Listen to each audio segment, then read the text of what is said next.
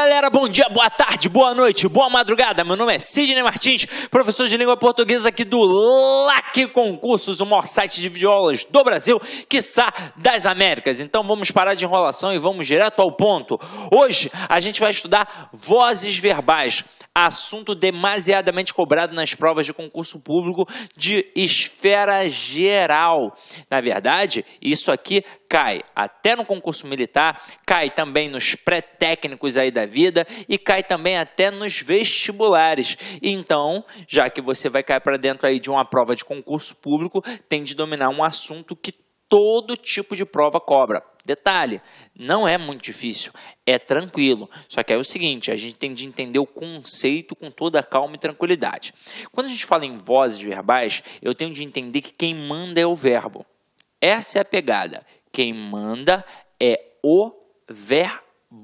Agora, a gente na escola aprende através de uma estrutura superficial que está inclusive dentro da gramática. Então, teoricamente, a gente aprende o quê? Que são 3 vozes verbais: voz ativa, passiva e reflexiva.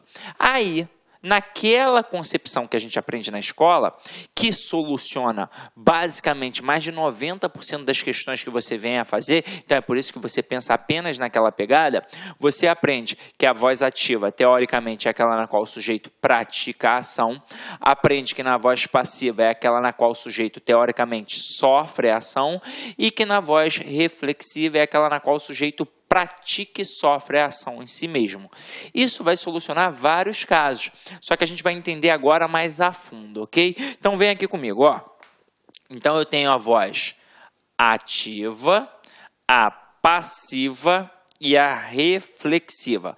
Vou colocar aqui 3 frases, ó. Arthur comeu o bolo. O bolo foi comido por Arthur e Arthur feriu-se com a faca. Então vamos lá. Então, voz ativa, aquela na qual o sujeito pratica, voz passiva, aquela na qual o sujeito sofre, e voz reflexiva, aquela na qual o sujeito pratica e sofre. Dica que eu vou te dar. Para concurso público, o creme de la creme é a passagem da ativa para passiva e vice-versa. Então, a reflexiva ela acaba sendo um galho fraco. Não significa que não caia, mas ela cai menos, até mesmo porque, para nossa compreensão, é muito mais fácil. Quer ver? Vamos analisar. Então, acompanha aqui comigo, ó. Arthur feriu-se com a faca. Quem foi que praticou a ação de ferir? O Arthur. E quem sofreu a ação de ser ferido? O próprio Arthur. Então é por isso que eu chamo de voz reflexiva. Por quê? Porque o Arthur pratica uma ação e ele sofre o reflexo de sua ação. Então este pronome ser aqui eu vou chamar de pronome reflexivo ou de partícula reflexiva. Por quê? Porque indica a reflexividade do processo. Afinal de contas, é como se eu dissesse que o Arthur feriu a si mesmo, que o Arthur feriu a si próprio. Aí você vai dizer assim para mim: ah, Sidney, mas na época da escola eu aprendi com a minha professora que existe uma tal de voz recíproca. É pertinente isso, Sidney? Vamos lá. E aí, o que você tem a me dizer? É pertinente sim. Só que é o seguinte, para a gramática tradicional, a gente tem 3 vozes, a ativa, a passiva e a reflexiva. A recíproca, na verdade, é uma extensão da reflexiva. Funciona assim, ó. Eu coloco Arthur e Joana se beijaram. E aí você vai reparar que o Arthur pratica uma ação, só que ele também sofre a ação. Assim como a Joana também pratica e também o quê? Sofre. Só que agora é o seguinte, eu não tenho apenas um elemento. Então não é um elemento praticando uma ação e sofrendo o reflexo de sua própria ação. Eu tenho, na verdade, dois elementos. É um processo simultâneo e por isso eu penso na questão da reciprocidade. Porque para existir reciprocidade, tem de existir dois elementos, tranquilo? Então aqui, ó, eu já aprendi o que é a partícula reflexiva e acabei de aprender o que é a tal da partícula recíproca. Qual é a principal diferença entre a reflexiva e a recíproca? Apenas o número de agentes. Na reflexiva, eu só tenho um, que sofre o reflexo de sua ação. E na recíproca, obrigatoriamente, eu tenho dois elementos. E por isso eu tenho reciprocidade. Ok? Tranquilo? Então vamos lá. Agora, eu vou apagar essa parte aqui de baixo, que você já anotou espertamente, sabiamente. E a gente vai cair para dentro das outras duas sentenças que a gente tem aqui agora, ó. A gente vai aprender a passar da ativa para a passiva. E aí eu pergunto a você que está em casa, o que eu preciso fazer para transformar um cara que é ativo em passivo? Aí você deve estar pensando sacanagem, mas é mais ou menos isso mesmo. Eu vou dar uma cruzada nele, ó. É isso aqui que eu vou fazer, ó. Só que é o seguinte, vamos analisar etapa por etapa. Quando eu digo Arthur comeu o bolo, quem praticou a ação de comer? Arthur. E quem sofreu a ação de ser comido? O bolo. Então, eu tenho um verbo, que é o verbo comer, um sujeito, que é Arthur, e um objeto, que é o bolo. Detalhe, eu aqui tenho um verbo transitivo direto. Verbo transitivo direto é aquele que pede o complemento sem a preposição. Ou seja, aquele que pede um objeto direto. E aí a gente entende que para cada ação que a gente pratica, sempre haverá alguém que vai sofrer ou ser alvo da ação. Quem sofre é alvo da ação funciona como objeto. Mas aí pensa comigo, quem é que sofre? É o objeto direto. Então, a gente sempre, para fazer questão de vozes verbais, vai pensar num verbo que seja transitivo direto. Por quê? Porque só dá para passar da ativa para a passiva quando eu tenho um verbo transitivo direto, ou então, quando eu tenho um verbo transitivo direto e indireto, e isso por causa do direto. Daqui a pouco eu vou mostrar para vocês. Por quê?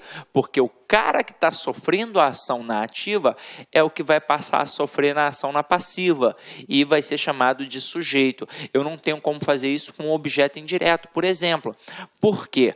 Porque eu não posso ter um núcleo de sujeito preposicionado, já que o objeto indireto tem preposição, como é que ele vai vir para a voz passiva com aquela preposição sendo um sujeito? É impossível, tranquilo? Então vamos lá, eu tenho aqui Arthur, que é o sujeito, o verbo, que é transitivo direto, e o bolo, que é um objeto direto. Então, vamos lá, vamos analisar etapa por etapa.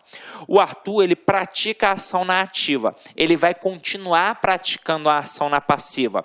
Só que a gente agora vai mudar a função sintática, porque na ativa quem pratica é o sujeito. E na passiva, quem pratica é o agente da passiva. Agora, e o bolo ali? Ele está sofrendo a ação na ativa. Quando passar para a passiva, ele vai continuar sofrendo a ação. Eu só vou mudar o quê? Eu vou mudar a função sintática, porque na ativa quem sofre é o objeto direto. E na passiva quem sofre é o sujeito. Ok? Agora, vou lançar um desafio para você que está em casa. Coloca assim, ó, Arthur levou um choque. Aí eu te pergunto, voz ativa ou voz passiva? Aí muito aluno vai pensar assim, ué, o Arthur sofreu, então a voz é passiva. E aí lembra que eu te disse no início da aula que aquela explicação da gramática, aquela explicação lá na escola era superficial? Atendia a vários aspectos. Você iria solucionar mais de 90% das questões, mas não é à realidade.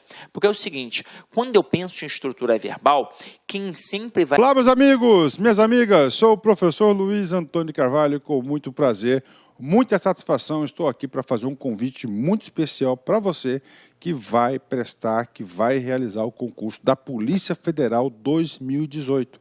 Este concurso já foi autorizado, segundo a portaria de autorização, o edital deve ser publicado até o dia 19 de outubro. É claro que eu acredito que deve ser publicado um pouco antes e é hora de se preparar. Nós aqui da Lá Concurso, nós estamos fazendo um curso super competitivo, um curso com 180 dias de acesso. Durante esse período você pode assistir quantas vezes quiser e na hora que desejar. Ah, detalhe, você receberá todas as atualizações durante esse período a custo zero aqui da Lá Concurso. Tá certo, meus amigos? Ó, este curso, top de linha, como esse professor que você acabou de assistir essa aula demonstrativa, por apenas 10 parcelas de R$ 35. É isso mesmo, 10 parcelas de R$ 35 e você vai estudar aqui na Lá Concurso, né, com antecedência, com planejamento e foco, e eu tenho certeza absoluta que você vai ficar competitivo e mais ainda, você vai gostar do nosso serviço. Gostou? Então clique aqui embaixo que nós temos aqui o link para você fazer a matrícula no nosso curso da PF 2018. Um forte abraço, espero vocês. Tchau, tchau. Clique lá.